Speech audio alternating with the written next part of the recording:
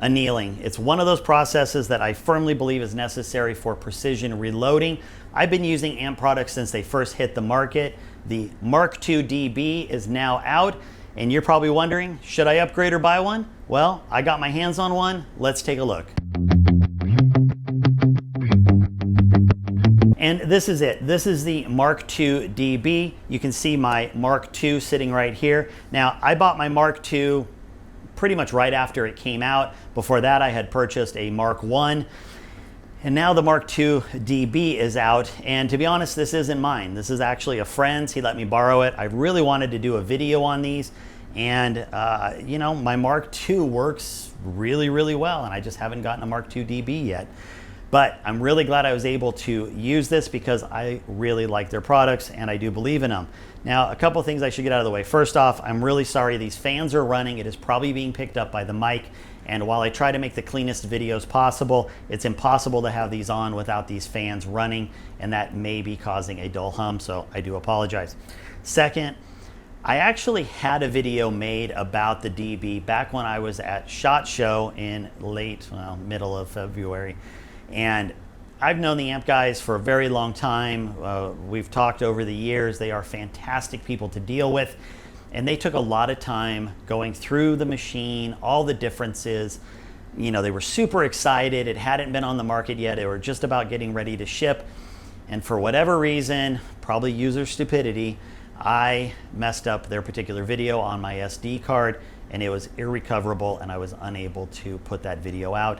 And I have felt really bad about that. One, because I think a lot of people have questions about it and I really want to make a video for my audience. And two, because they took a lot of time going over it and I wanted to make sure that I was able to show what they've done compared to the Mark II, and I'm pretty excited I can do that now.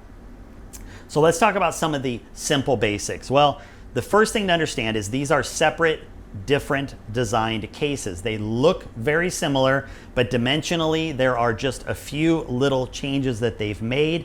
So you cannot simply purchase a cover with the new touchscreen and put it on your old Mark II. That question has been asked. In fact, when I was at SHOT Show, there must have been half a dozen people just in the time I was at the booth who asked that. So clearly a burning question. So just to get that out of the way, no, you cannot swap this for that. The touchscreen is going to be the big game changer here. They have told me that the internals are essentially the same. The way it anneals, everything about it. There really is no difference in the operation of the annealing. It's how you get there that has really made the big leap forward. Obviously, last year we had the big upgrade to the inserting, where you could simply insert a piece of brass, it would sense it was there, and begin the process of annealing. So no longer hitting the start button every time, which was amazing when that came out. We also have the AmpMate, which I love mine. I have had this. I actually pre-ordered it, so I've had it since they first hit the market. And I know they've gone up a little bit, but hasn't everything these days. I still think it is one of the best purchases combined with the amp that you can make. The ability to throw your brass in, have this thing doing its work while you are doing something else, for me, is invaluable. Now, the old Mark II system just used a simple set of buttons. We had an LCD screen here, and what it would do is you could simply toggle through the screen. If you wanted to go backwards, you would hit the two buttons on the left. That would take you back a screen. You could move forward.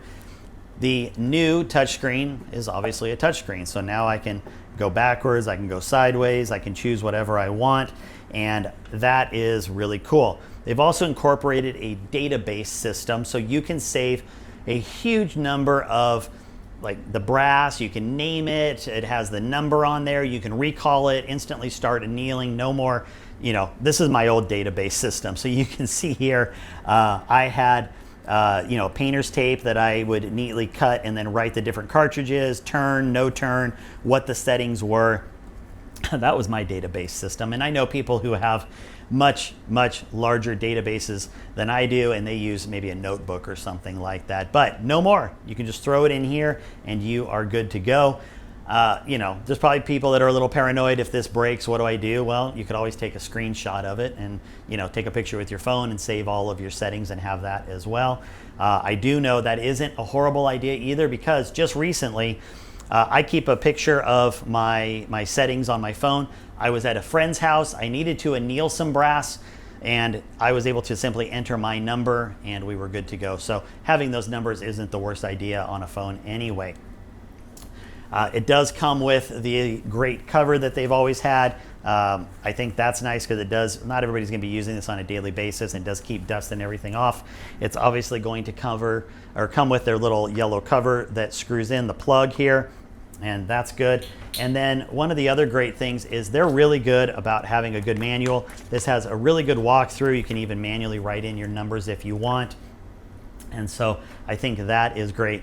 The one other thing that I am really one of the things that would make me upgrade, and it seems like a silly thing, but if I turn the machine sideways, you will notice, and I've got some brass in here, I just need to get out of the way. You will notice that the old system right here has basically USB 1. It's those big, chunky, square cables. They aren't honestly that common anymore. So if you lose it or it gets damaged, they're a little bit harder to find. I mean, you can get them, online probably. But now they have upgraded, and you can see here we have USB-C. In fact, it's so small you can barely see the port that's over here, but it's right there under my finger. And USB-C is obviously becoming the standard. I mean, it's a standard when even iPhone has to switch to it. So I think everybody probably has cables sitting around. It does include one if you don't. But it's a smaller, thinner, lighter cable. You don't have these giant blue cables anymore. So that's kind of a cool upgrade as well.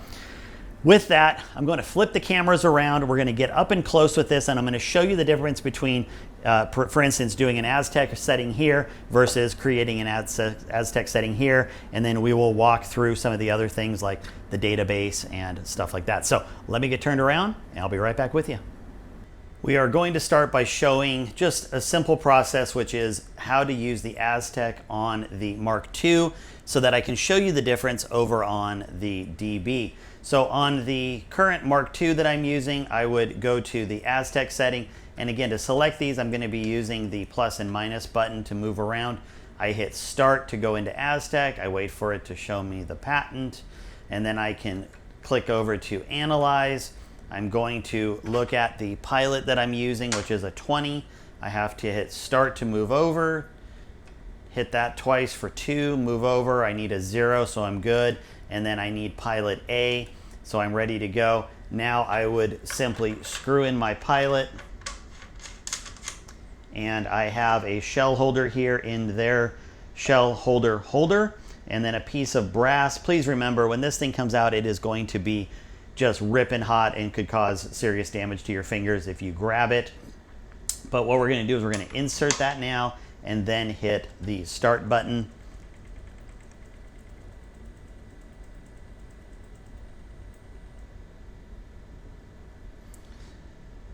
And you can see that we now have a charred piece of brass. I would not in any way try to reuse this brass. It is permanently damaged. Please throw it away when you're done so you don't make a mistake. I shouldn't have to say it, but I will. Don't use any of the annealers with primed brass. It can, and I've seen it detonate primers, and it's not fun when it happens. So there's my little PSA. And while I say it, it still occurs, and I've still seen it happen to people. But we have the LCD screens telling us now we can use, or I can click over and go back. So at this point, I would either choose to use it, which means it would pull up the number, or I could go back and do something else. Now the interesting thing is here, it's telling me to go back. But if I wanted to come out of this particular setting, I now have to hit both of these buttons at the same time. And now that takes me back a step. So that's just showing you what the interface is like here. Let's take a look at the DB. Now we are on the Mark II DB. Here is the difference in how this works. If I want to do Aztec, I simply tap on Aztec. I hit Analyze. I enter 20 for my pilot. I can then choose suffix A, which is what I need. And now I am that quickly in here and can start analysis. And this brass, just so you know, is old damaged brass that I keep around just for demonstrations like this. You can see though that this is 159, this one is 158, so that is very normal to be within a number or two when you're doing a test across a number of pieces of brass. But now I can do the same thing. I can either use it now, which would send me to the actual annealing step, or I can hit save. And that takes me to this brand new thing here. So I can just put, let's just put FCJ. I don't want to mess up my buddy's system too bad, but I can just put 7 PRCW. And then what's great is this happens to be turned. So I can now put in turned. And now I have a really great description of what this brass is and what the setting was. And I can hit enter. And now if I want to, I'm pretty sure I hit save, but you understand the process there. If I want to run one, I can go to the database, or I can manually enter the number here. So we're going to go to the database. We're going to see if that's saved. I think I might have hit the back button on accident. Oh, there it is. Yeah, FCJ7 PRCW turned. You can see I was playing with it earlier here, and it was at 157 on another piece of brass. But the nice thing is you're going through here, and you can see this is all of my buddies' saved settings in here, and I can simply tap on the one that I want, and I can delete it, load it. So I can load it, and now if I want to run one, and I'm going to show you that process. It's really cool because watch the screen here. It says there's a piece of brass. If I pull this out, no brass, right? It obviously has the case count, and I can hit start. There's a little red outline that says it's working. And now it is blinking, and that is telling me that it is hot. I can click on auto run if I want. I can do all of those things, and it is really great. So that is going to be the big change there. Now, if we go back out of there, I can go into info, and this is another thing that I really like. So you can see it's got the version, the slave version, which is for the amp mate, the cycle count. So my buddy's done 2,100 pieces of brass already. And this is really nice because on the old system, I would have to turn on the machine, and I literally took my phone and would take a screenshot real quick to see what all this information was in case I needed to upgrade. So I do like having that there. I can go into the amp mate setup, and again, instead of toggling through a bunch of stuff, and now I have a very good description on the caliber, on the cartridge eject, up or down, is the load speed fast or slow, the servos, the eject servos, all of this stuff here is easier to tune than it was on the Mark II. Again, the Mark II was fine, and you could definitely adjust everything on the amp mate. Everything is just so much more visual, and it's easier to understand exactly what you're doing to affect a change, and I really like that. So that is it. Those are all of the functions that you get, which are, in all fairness, the functions that you had on the Mark II. They are just in such an easier kind of WYSIWYG touch system that I think it's really great. As a user of the Mark II since it came out, and a Mark I before that, I am very familiar with their LCD screen, but this is just so next level for them.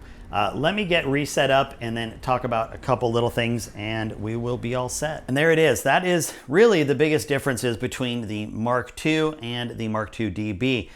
Now, the question is obviously going to be, do I need to rush out? Do I need to grab one of these Mark II DBs? Well, that's honestly going to be for you to decide. I think that for somebody who finds a lot of benefit in the Mark II or their Mark I if they have one, and want to upgrade to something where it's a very easy interface, the database is great, just, you know, nice little subtle features that really help improve the user experience, I would say the DB is definitely worth upgrading to. I do know that the Mark IIs are definitely holding their value in used markets. So, you know, the money to upgrade shouldn't be a whole lot, but, you know, it's not going to be for everybody. Like for me, you know, I'm still currently using the Mark II. I would love to upgrade to a Mark II DB. I don't know when that's going to be though. So for the time being, I'm going to keep running on my Mark II. It's done everything I've asked it for tens of thousands of rounds at this point, and you know, I can't complain beyond that. If I haven't said it enough, the customer service from AMP is amazing. So if you do have an older unit and you have problems, don't be afraid of shipping it back if they ask you to. The return service is ridiculously quick. Same thing goes for obviously the newer, anything that's newer. Like, they're just an amazing company to deal with, and I've had a really great relationship over the years with them. I've had problems that I've run into, and they've always been very quick to take care of stuff, and I know I'm not alone. I see plenty of rave reviews online about the company. Matt and Alex are amazing, and they will definitely take care of you. So with that, that is the differences between a standard Mark II and the Mark II DB. I hope everybody can get out and shoot. Have a good one. We will talk later.